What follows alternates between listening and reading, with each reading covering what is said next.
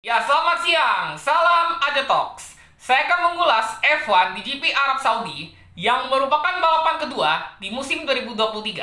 Kali ini, podiumnya merupakan ulangan dari balapan sebelumnya. Oke, langsung saja kita ulas hasilnya dulu.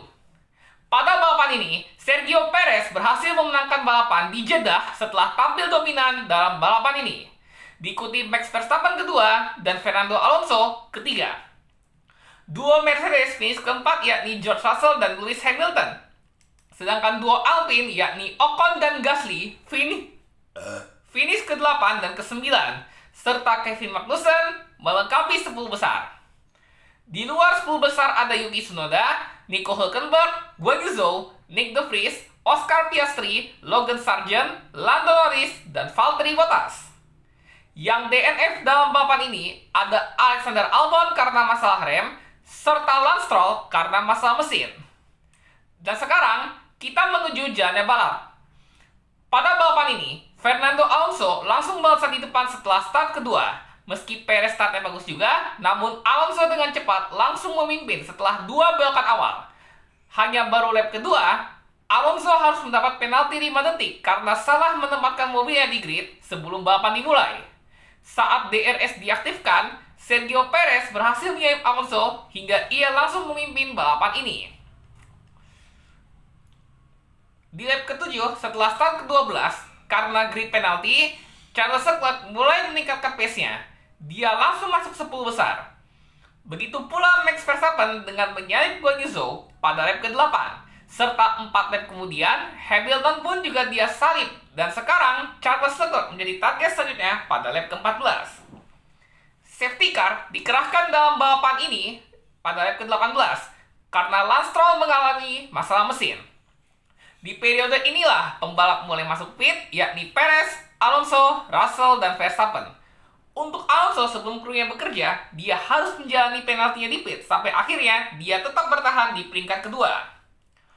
Restart pada lap ke-21, 6 pembalap saling berebut peringkat 1 yang dipimpin Sergio Perez, yakni Alonso, Russell, Verstappen, Sainz, Hamilton, dan Leclerc.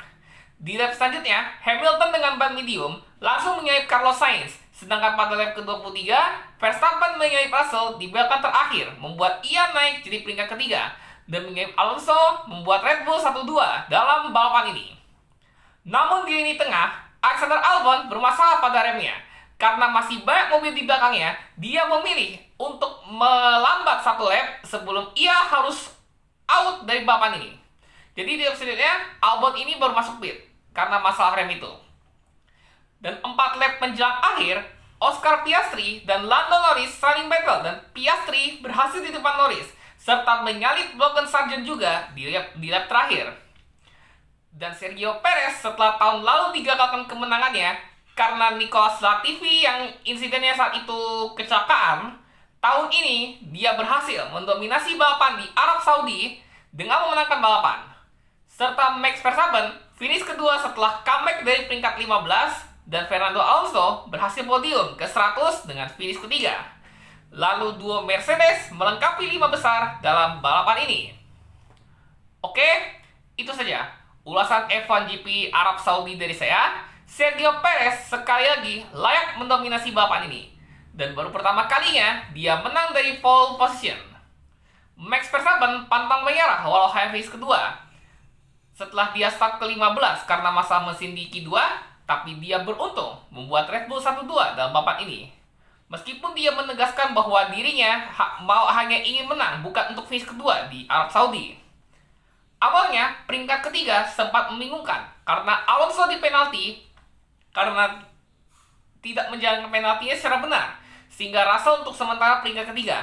Namun, Alonso mengajukan banding karena krunya melakukan prosedur ketika pembalap terkena penalti dengan tidak mengerjakan mobilnya selama 5 detik. Tetapi bandingnya diterima dan Alonso pun sah podium. Jadi selamat atas podium ke-100 untuk Fernando Alonso. Dan sekarang kita menuju ke standings.